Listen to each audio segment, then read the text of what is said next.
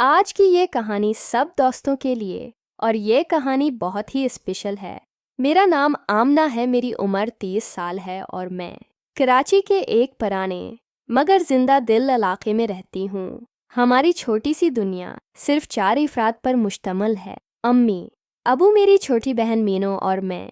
अबू का के करीब एक छोटा सा स्टेशनरी का कारोबार है। वो सुबह जल्दी निकल जाते हैं और शाम में जब तक हारे लौटते हैं तो उनके चेहरे पर एक अजीब मुस्कुराहट होती है, जैसे वो दिन भर कुछ बड़ा जीत कर आए हो। शायद वो हम बेटियों की आंखों में खुशी देखकर ही खुद को फातिह महसूस करते हैं। मैं कराची यूनिवर्सिटी में इंग्लिश लिटरेचर की तालबा हूँ। मेरी किताबें, शायरी और खामोश कोने मेरे सबसे बड़े राजदार हैं। मैं अक्सर ख्वाबों में एक ऐसा चेहरा देखती हूँ जिसका कोई नाम नहीं था, बस एक एहसास था, एक ख्वाहिश जो लफ्ज़ों से बिलातर थी। यह माश की नंद धौप वाली दोपहर थी जब मेरी जिंदगी ने एक नया मोड़ लिया। मैं लाइब्रेरी से वापस आ रही थी तो एक नौजवान नजर आया। लंबा कद, सानुली रंगत और आंखों में एक अजीब सी गहराई। इसके हाथ में कैमरे था और वो कराची की पुरानी इमारतों की तस्वीरें ले रहा था। हमारी नज़रें सिर्फ चंद लम्हों के लिए मिले, मगर इन लम्हों ने दिल पर वह नक्श छोड़ा जो बरसों की पहचान से भी गहरा था।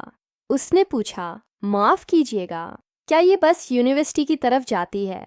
मैंने कहा, जी हाँ, ये वही है।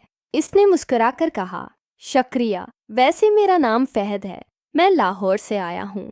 यहाँ फोटोग्राफी का एक प्रोजेक्ट कर रहा हूँ।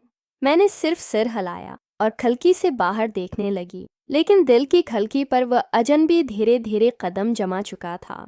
अगले चंद हफ्तों में फहद से मुलाकातें बढ़ने लगे। वो अक्सर यूनिवर्सिटी आता, तस्वीरें लेता और मेरे साथ चाय पीने की जिद करता। इसकी बातों में लाहौर की खुशबू थी और ख्वाबों की जबान। वो कहता था, तुम्हारी आंखों में नज़में बसती हैं जो अभी लिखी नहीं गई। में हिनस्ती थी, मगर दिल दिल में हर बात संभाल लेती थी, जैसे बचपन की कोई कीमती चीज।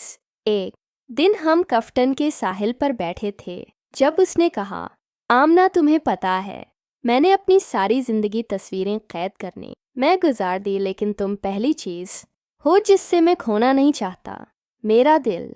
मैंने कहा, फहद, ये सब कुछ बहुत अचानक है। इसने जवाब दिया, मोहब्बत हमेशा अचानक ही होती है। तुम मेरी जिंदगी की वो तस्वीर हो जिससे मैं हमेशा अपने साथ रखना चाहता हूँ।